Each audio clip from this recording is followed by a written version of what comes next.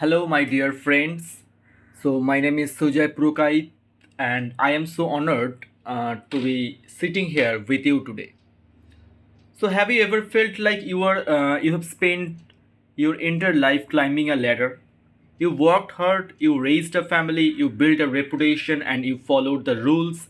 But now, as you look around at this stage of your life, you might be wondering, did I lean my ladder against the right wall? The great Thomas Merton once said that many of us spend our lives climbing, only to realize at the very top that our ladder was leaning against the wrong wall entirely. Only to realize at the very top that our ladder was leaning against the wrong wall entirely. It's a sobering thought, isn't it? But today I want to share a message of incredible hope with you. If you feel like things are shifting or even falling apart, it might actually be the greatest blessing of your life. In the Bible, Job 12, verse 12 tells us wisdom is with the aged and understanding in length of days. This is not just a polite complaint to seniors, it is a spiritual law. Today, we were diving into a profound book by Richard Rohr called Falling Upward. It's a book that changed how I view the sunset years, and I believe it will change your view too. Richard Rohr teaches us that human life is divided into two distinct halves. In the first half of life, our main task is to create a container. Think of this as your identity, your career, your success, your security, and your social standing. We need this container. It's what helps us survive and make our mark on the world. We focus on looking good, being significant, and following the rules. But here is the problem. Many people get so busy building the container that they forget it was meant to actually hold something. The second half of life is about the contents, it's about the soul. It's the shift from wondering, how do I look, to asking, who am I really in the eyes of God? The container is not the end goal, it exists for the sake of the deeper, fuller life that you are finally ready to experience right now. Now,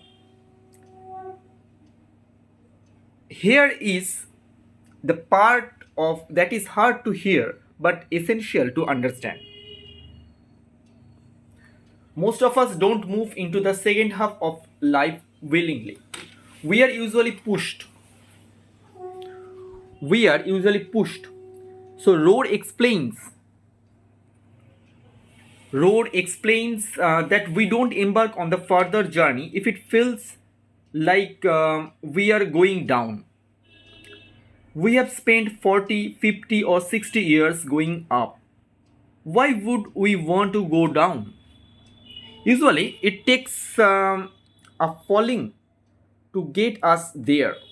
It might be a health crisis, the loss of a spouse, a financial setback, or a deep sense of restlessness. We call these stumbling stones, but in God's economy, they are actually stepping stones. Think of the hero Odysseus. So, at his lowest point, he had to sacrifice the tools of his past to find his way home. To move forward, he had to let go of what worked in the first half of his life. If you are facing a struggle today, I want you to hear this. You grow spiritually much more by doing it wrong than by doing it right. Your failures and your pains are the raw materials God uses for your redemption. As the mystics say, God comes to you disguised as your life. So, in your youth, we all have what Rohr calls a loyal soldier. This is the inner voice that tells us to be responsible, to follow the law, and to seek the validation. That soldier served you well. He helped you get your kids through school and your work done. But that loyal soldier cannot get you to the second half of life. The second half of life requires mystery, not just certainty. It requires mercy, not just judgment. In the first half, we fight the devil and try to win. In the second half, we lose to God, and in that losing, we finally find our true selves. So, what does life look like when you have successfully fallen upward? So, it is characterized by what Rohr calls a bright sadness or a sober happiness. You start to realize that we are all in this together. Your heart becomes more spacious. You are like an expandable suitcase that has been stretched by life's experiences. You no longer feel the need to be right all the time. You no longer need to be boss. Instead, you become a grandparent to the world. You begin to move what you have rather than constantly wishing for what you love. This is the litmus test of the second half of life. Your concern shifts from having to being. This is the you become generative. You find joy in passing your wisdom and love down to the generations following you. So, my dear friends, if you feel a sense of homesickness in your soul, know that the Holy Spirit is guiding you home.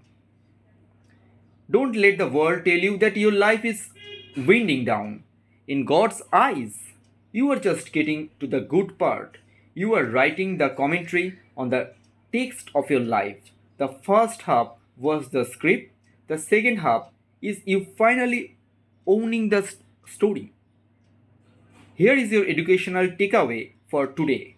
Take 10 minutes this afternoon in total silence.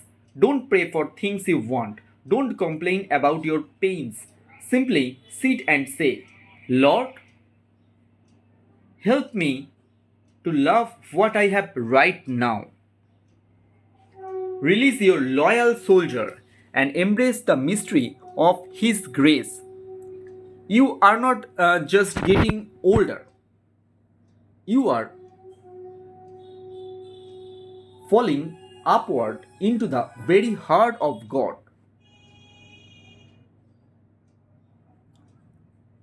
Thank you for joining me, Sujay Purokait, for this first day of our 30-day journey.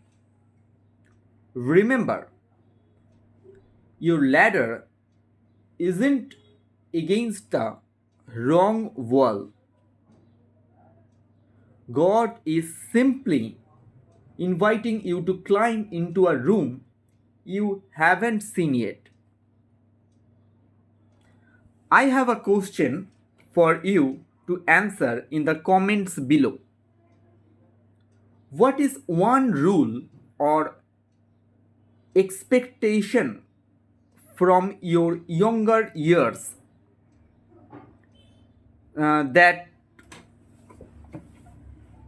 you are finally happy to let go of today?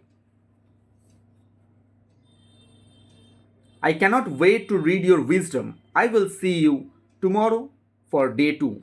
God bless you.